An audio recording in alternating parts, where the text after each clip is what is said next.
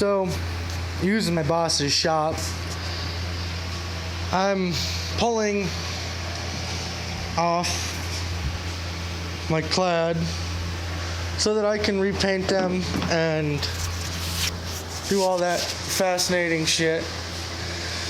But it looks like the little white clips here are so rotted that I'm going to be replacing every single one of them, or 90% of them.